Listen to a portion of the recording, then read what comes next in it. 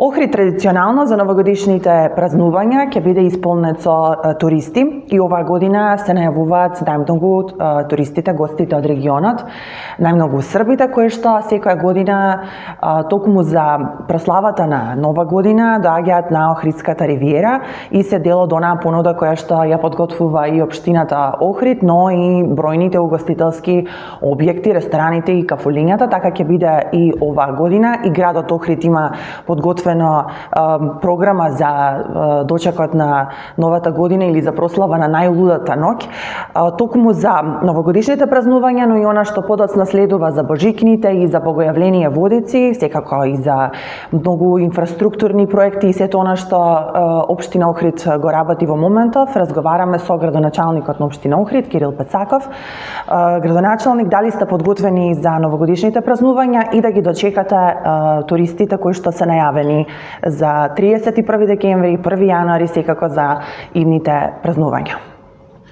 Секако дека сме подготвени, со подготовките сме завршени, веќе и дел од програмата, културната програма која што е организирано преку секторот за култура на општината Охрид се одвива или е во тек, така да би рекол дека спремно ќе дочекаме новогодишните празници. Во однос на програмата, општина Охрид директно како општина настрана од онај детскиот дел кој организира секторот за култура, има програма вечерта на 31 јануари, декември, на 1 јануари денски, 19 јануари за водици и 20 јануари за денот на рибарите.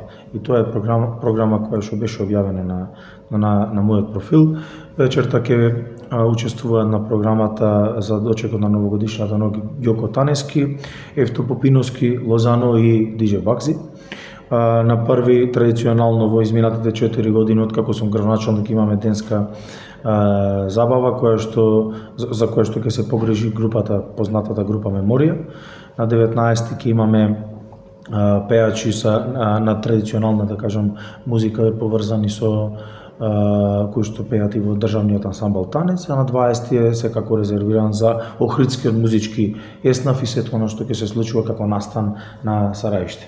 Така да, поредолу исполната програма, секако дека во деновите пред Нова година на 30 вечерта ги имаме пајаки Бекдор бенд и многу други детски представи за кои што ќе се однесуваат и на најмладите, но секако и на сите оние кои што сакаат да уживаат на градскиот плоштад. Какви се најавите за гости? Од каде се имаме гости за Нова година? Традиционално најбројни се гостите од Србија, кои што доаѓаат и го посетуваат Охрид. Бројката е огромна, посебно расти во изминатите 3, односно е веќе 4-та година. Ние сме се покажали како добри домакини, затоа е бројката таква како што е, меѓутоа имаме и од соседството, и од Грција, и од Албанија, како организирани тури и безброј приватни посети на нашиот град, така да Охрид е препун за време на новогодишните и божикните празници и се надевам дека не само со програмата, туку и со нашето гостопримство, како и секоја година, така и ова ќе ги исполниме очекувањата на сите оние кои што ќе го посетат Охрид. Да, од технички аспект, како е подготвен градот, дали службите се подготвени да... Тука немаме дилеми, ниту реално треба да разговараме. Охрид својата подготвеност и припрема ја положил многу години наназад за време на летните, за време на летото, кога е шпицот на туристичката сезона, е буквално невозможно да се функционира и сето тоа да се стави во ред во нормален период, така да секако дека сме спремни од технички аспект, од јавни предпријатија, општина, полиција, секако здравствените служби, пожарна, сето тоа едноставно годините пракса си ја покажаа припремноста на институциите и така и ова година тука сме и од технички аспект спремни. Да, после новогодишните се божикните празници, дали тоа се очекува поголема фреквенција на луѓе? Традиционално има, меѓутоа ние немаме организирано како некоја забавна програма, меѓутоа да, се очекува, има и најави организирани тури кои што ќе добар дел од нив и ќе ги посетат и црквите во Охрид, онаму каде што ќе има божикни литургии. Да, и после традиционално за богојавление водици. Така, тоа е централната за мене манифестација на градот Охрид. 4 години ја организираме заедно општина Охрид Охрид заедно со Македонската православна црква на високо ниво, голем број на капачи во Охридското езеро, голем број на посетители, забавна програма, едноставно ден за кој што верувам дека секој еден охријанец живе, а и нормално сите оние кои што не посетуваат, а би забележал дека во изминатите повторно 3-4 години некако се врзува периодот, односно би рекол после короната посетата е огромна за време на Богојавление Водици, посебно од луѓе од странство. Да се навратиме малку наназад, каква беше изминатата туристичка сезона и дали има зголемување во бројот на туристи летото и секако зголемување на бројот на ноќевања? До септември, она што беше како завршен, јас ги немам статукот од Заводот за статистика, бројката беше за 2,7% поголема, меѓутоа дозволете да разговараме можеби на крај завршната кога имаме и меѓутоа до септември ова се бројките. Дека е зголем бројот на туристи, на посетители, меѓутоа тука допринесуваат и оние кои што доаѓаат вон туристичка сезона. Оваа година беше туроператорите кои што донесоа или ќе донесат до крајот на декември 45.000 германски туристи, кои што исто така влијаат на бројката, но доаѓаат надвор од туристичка сезона. Се поголемата посета од турските туристи исто така влијае на бројката, директната авијалинија со Истанбул меѓу другото, така да ќе почекаме да ги сумираме потоците за да имаме она што ќе добијаме до крајот на декември, а секако ќе излезе на почеток на наредна година, па да имаме прецизна споредба. Да, како е во бројот на ноќевања? Исто зголем број на ноќевања. Значи и туристичката такса и бројот на ноќевања е зголемен, го следи истиот процент на зголемување за разлика од минатата година. Почнавте нов мандат, кои се тие проекти со кои што веднаш се зафативте со работа како продолжение на претходните 4 години како градоначалник на општина Охрид? Почетокот на тоа се капиталните проекти кои што не едноставно се средат документациона за година, 2 или за некои се покажа и 3. Тоа е плошта од Чинар, катната гаража, привршува Ден Долард, паркот кој што беше отпочнат, спортската сала во Лесковец ќе пуштиме во употреба, веќе готово, ќе направиме и спортски настан, ќе видите поканети. Од почеток имаме на патот за селото завој со работа, воведување во работа, така да многу големи проекти се отпочнати, а за наредниот мандат веќе се спремаат сите оние останати пред кои настапив пред Огригани и ја побарав нивната доверба, така да има доста што да работиме во наредните 4 години. Буквално би рекол геостратешки, исто така заборавив, а е од огромно значење прочистителната станица од Трпејца. Така да ќе продолжиме со исто темпо. Огромни се проектите и по однос на финанси. Општина Охрид повторно 2025 како и 2024 ќе заврши со позитива од околу 3, измеѓу 3 и 3,5 милиони евра на носењето на буџетот, ќе видиме точната бројка. Значи само да напоменам, тоа се средства кои се дополнителни собрани од планираните приходи. Втора година со ред. Така да би рекол и ние сме, не и ние туку, ние сме доста спремни да работиме сами без никаква поддршка капитални проекти. Кога ќе биде готова катната гаража? Врз основа на рокот е година дена. Првиот требаше да веќе да отпочната, имаше неуспешна тендерска постапка, само што ја обновивме втор пат, така да не се надам, уведен сум дека овој пат ќе биде успешно и би почнала до крајот на јануари, почеток февруари и една година е рокот на изградба. Кои се другите инфраструктурни проекти на кои што се работи? Наведовте неколку, односно кои ги планирате, дали да? Реконструкција на 3 културни домови во населени места, Љубаништа, населбата Радојца Новичич и населбата Кошишта, нов градски кеј кој што години се исто така, значи повеќе од 30 години се заговараева, да кажеме, или се прави тој првичниот проект кој што имаше предходно обиди, испадна неуспешен или неприфатлив, за институционално неприфатлив, вклучувајќи го и тука во ЮНЕСКО се припрема нов за кој што добивме начална согласност со секаде каде што треба, заедно во комплет со реконструкција на старото пристаниште, ново водоснабдување на Охрид. Проектот е веќе отпочнат, мислам, за изработка, не за работа, за да добијаме она кое што е исто од стратешки аспект битно. Втора катна гаража во спортскиот комплекс Билјанини извори и уште 5-6 други кои што тековно ќе ги проектираме, ќе ги гледате, за секој поединечно ќе имаме презентација, би рекол. Да, дали кога го спомнавте кејот, многу се заговари за изградба на ново пристаниште, нова марина.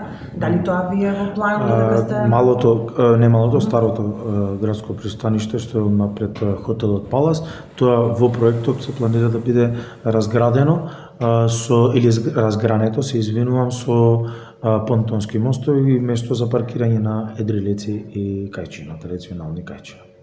До сега за овие неколку проекти, особено за кејот, за пристаниште, па и катната гаража беше спорна за УНЕСКО, тоест локацијата? Не, за УНЕСКО не беше спорна беше за Национална комисија на УНЕСКО, која што беше воспоставена од претходната власт и која што се изживуваше со Охрид, има разлика.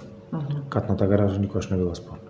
И кејот не е спорен бил проектот кој што требало да навлегви, не сум сигурен, може би 2 метра, не ме држите за збор, требало да навлегува дополнително во Охридското езеро и ништо страшно. Мислам, мој новиот проект нема да е така.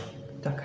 И затоа кажав, добивме начелна согласност со разговор со она што представува шефица на мисијата, на реактивната мисија на УНЕСКО и институциите кои што се во Македонија. Докаде е исполнувањето на препораките на УНЕСКО? Неодамна министерот Љутков рече дека се подготвува февруарскиот извештај кој што треба да се испрати до тогаш до организацијата.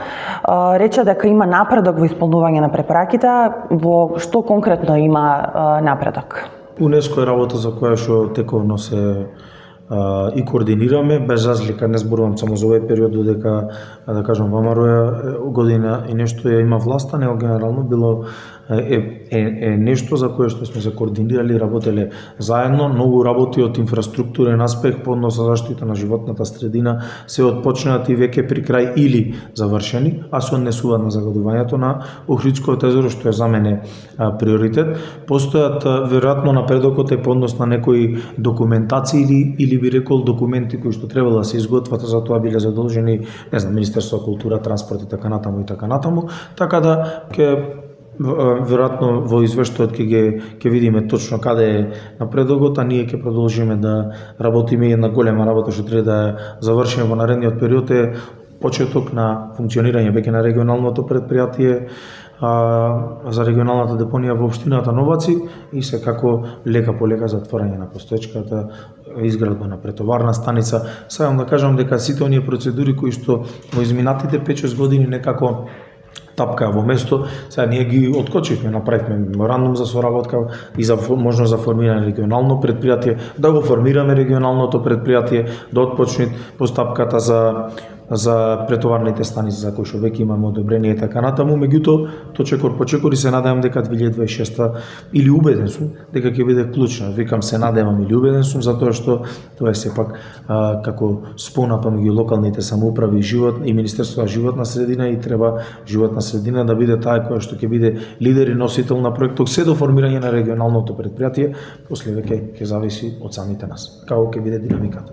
Екологистите често критикуваат дека многу се гради во Охрид и дека поради тоа е загаден воздухот.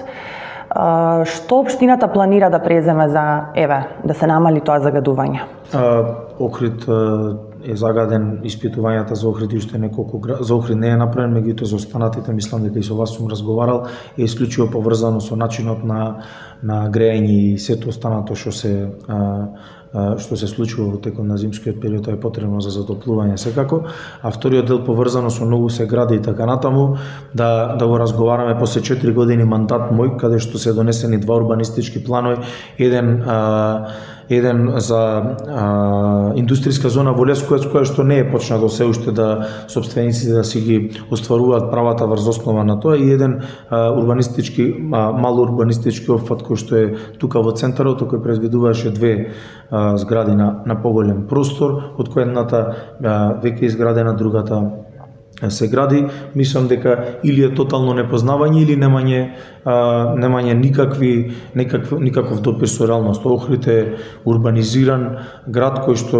од 2014-15 сите оние места каде што има урбанизација се донесени плановите, тоа е лесно видливо и лесно проверливо и мислам дека после 4 години да разговараме каде што сме имале само 2 урбанистички плана, да разговараме на темава, мене ми е смешно.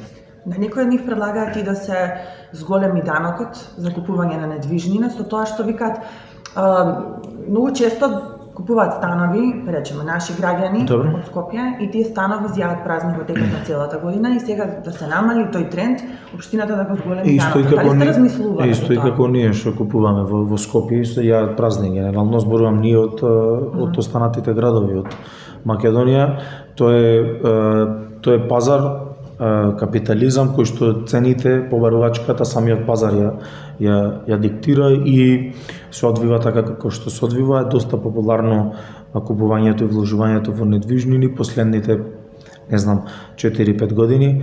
Ние на поинаков начин ќе го решиме тоа. При крај сме со на финансиска анализа или на седницата која што ќе се носи буџетот или на седницата наредна во јануари ќе објавиме прво ќе има огромно зголемување на комуналите во заградба во Охрид, што ќе представува еден вид на и селекција, но и потежок пристап до помал интерес до одобрение и така натаму, а второ кој што општината во моментов го работиме заедно со сектора за урбанизам, планираме мораториум за отпочнување на нови иницијативи, затоа што сега некако тоа е законот дозволува на секој еден кој што има потреба да општините не урбанизираат приватните лица кои што има потреба нешто да смени, да промени или да изгради на сопственото место, да отпочне парцела, а променети се само условите. Порано имаше можност за логична целина многу помало од она што е денеска. Сега за логична целина се потребни 4 сообраќајници, многу поголем опфат и често луѓето се откажуваат од таквата идеја, така да мораториум на одреден период за отпочнување на нови иницијативи, стриктни правила во таа година во воспоставување кои што ќе овозможат веќе од наредната по поменување на мораториумот колку и да трај, врз основа на кој начин и како ќе можат да се добиваат одобренија за отпочнување иницијатива. А таа иницијатива пак во Охрид трај 3 пати до 4 пати временски повеќе од било која друга општина, затоа што институционално поминува многу институции кои што бараат дополнителни документи поврзани со многу конвенции, заклучоци, правилници, план за управување на Охрид и секако на крај тука е Комисијата за УНЕСКО која што е на крај која што ги одобрува, односно нејзината задача е да следи дали урбанистичкиот план е донесен врз основа на планот за менаџирање на Охрид.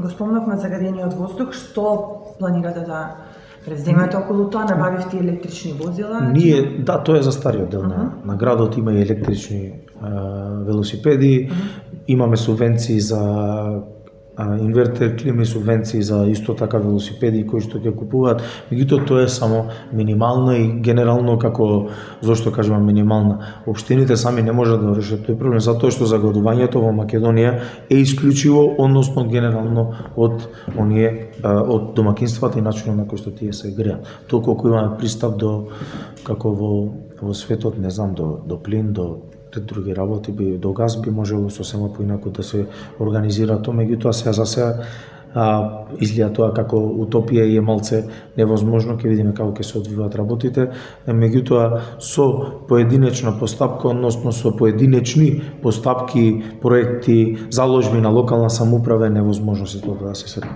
Така, спомнавте дека ќе се гласа буџетот, со колкав буџет располага општина Охрид? Околу 20 милиони евро.